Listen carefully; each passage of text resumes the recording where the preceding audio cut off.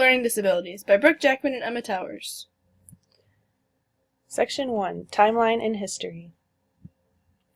This is a timeline of the history of learning disabilities.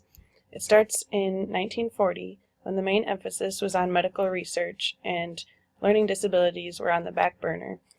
Students with learning disabilities were placed in classes for, quote, the educably retarded. In the mid-1950s, medical research kind of died out a little bit and returned in the late 1970s.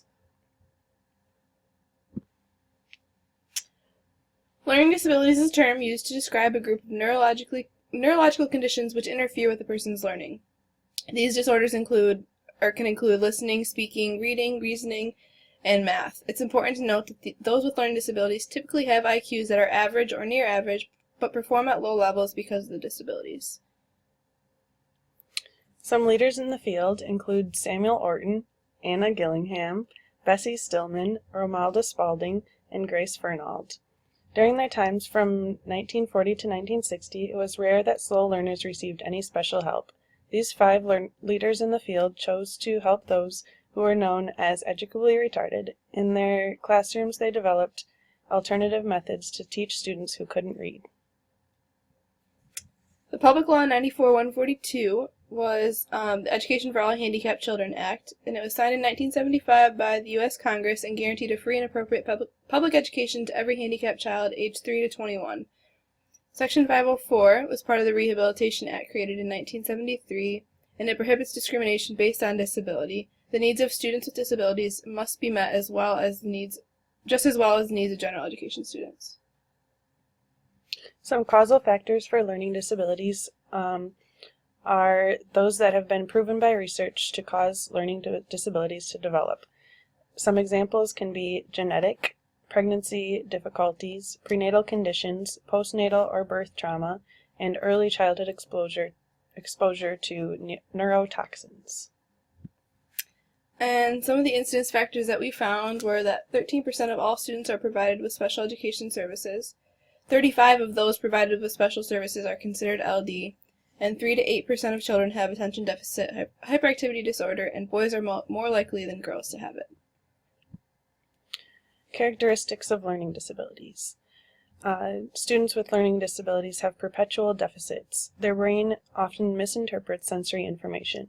80% of students with LD have problems in the area of reading or deficits in phonological processing.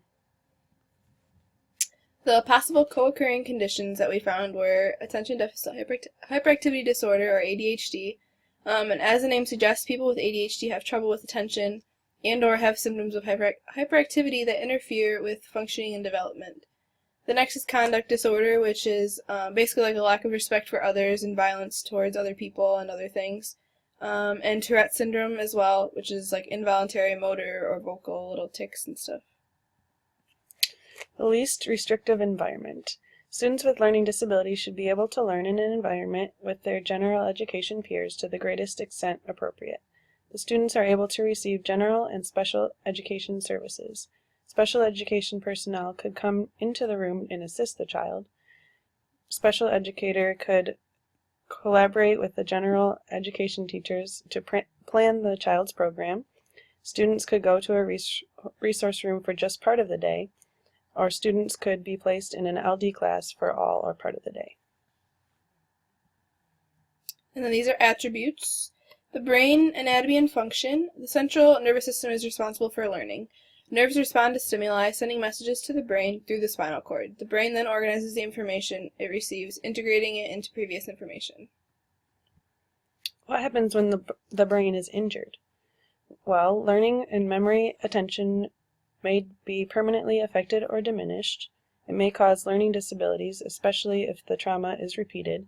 A student may not be able to grasp a certain skill. This is associated with higher rates of depression and sleep problems.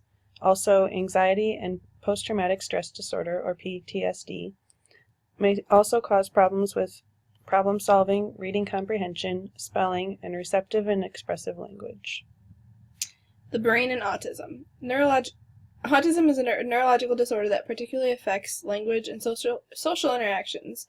interacting with others, like communicating and maintaining socially appropriate behaviors. The structural differences in the brain that can be inherited genetically are the abnormally large brain volume, cerebral areas become reduced, and enlarged cortical gray matter in the brain. The brain and ADHD. ADHD occurs when the brain does not process sensory information consistently. Sometimes this is due to structural anomalies.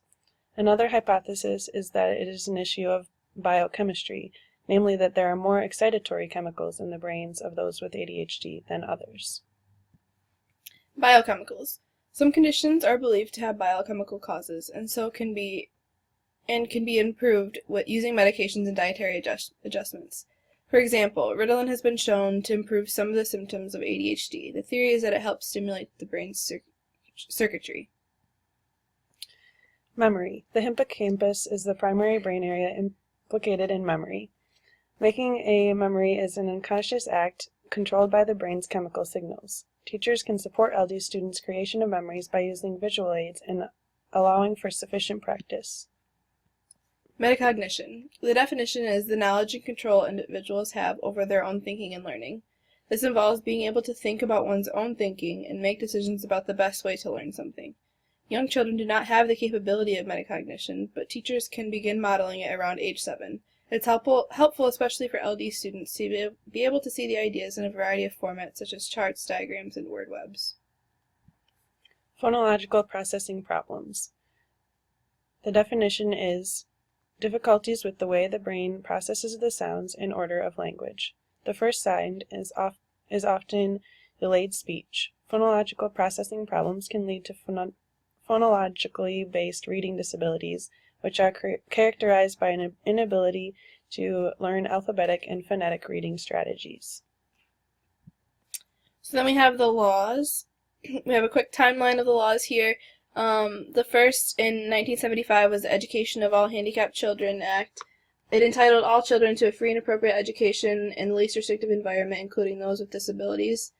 And then we have Individuals with Disabilities Education Act, or the IDEA, which is designed to provide government services for those with disabilities in the field of education.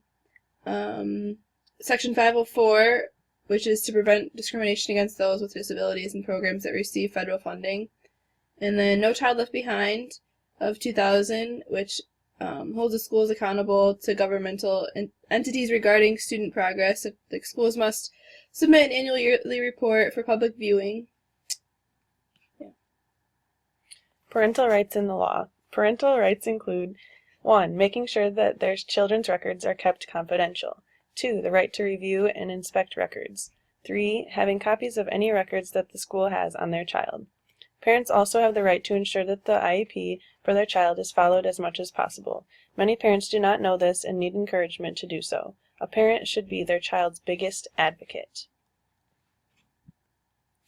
Then we have a Venn diagram showing the differences and similarities between the IDEA and Section 504. In the IDEA, students must meet criteria to receive services. An IEP must be written, and parents must have consent from parents. It's enforced by the U.S. Department of Education. In Section 504, there's less criteria for receiving the services. Parent consent is not needed. It's enforced by the Civil Rights Office. And the similarity between the two is that they both provide federal funding to the education of students with disabilities. Students' rights. Students have the right to due process if he or she gets in trouble.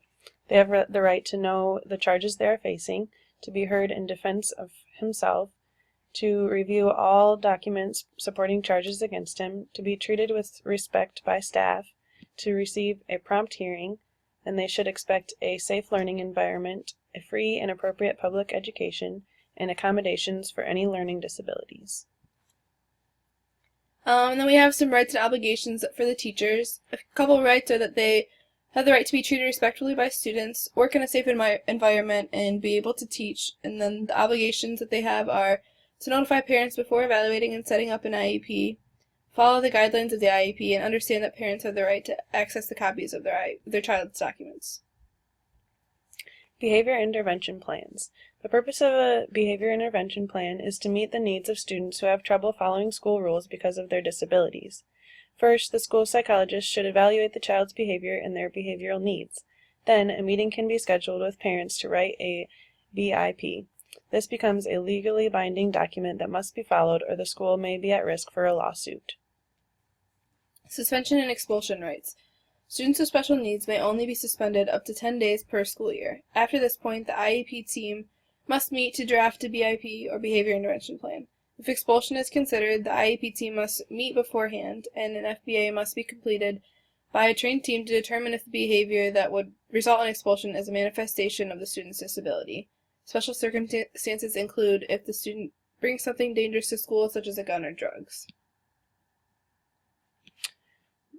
The IEP. First, we have a few definitions. The Multidisciplinary Evaluation Team, or the MET, includes a minimum of 2 people, must be at least 1 special education teacher or specialist in the field of this learning disability. It's responsible for evaluating the student suspected of having a learning disability. The MET holds a meeting to discuss data and plans and determines if the child is eligible for services.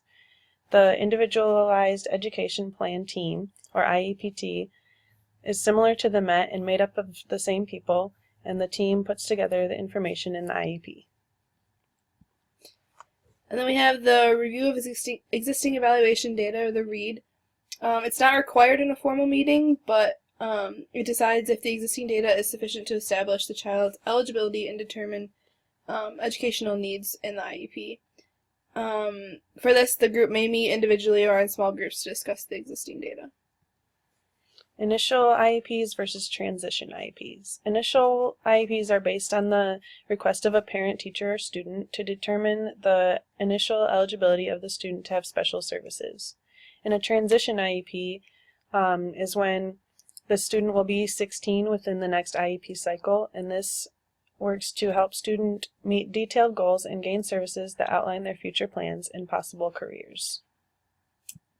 And then we have the annual review IEP. The IEP team meets every year to review the student's progress.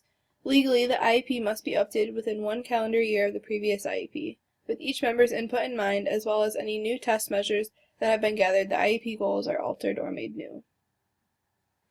A re-evaluation IEP can be requested by student or by parents or teachers if they notice that there is no progress in the student or the student no longer needs some of their services and accommodations.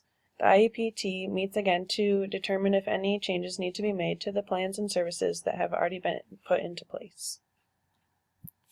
And then we have manifestation determination, which we discussed in suspension and expulsion. It's a process required by the IDEA to determine if the behavior that a student displayed, which leads to disciplinary action, is a behavior that results from their disability. Every student has the right to a due process hearing. This is related to the identification and evaluation of learning disabilities and the placement of the student because of those. If an agreement cannot be made in the school setting, this offers a legal setting in which a hearing decision is issued. And then we have addendums to the IEP and progress reporting. Addendums are made to amend or modify the current IEP during the year that it is in effect. And these are instructional goals and objectives, the amount of time in the current program, and related services. The school district and parent must agree on these changes before they can be made to the IEP. Progress reporting is based on the annual goals written for the child, and they contain a description of the child's progress toward meeting their goals. The end. The end!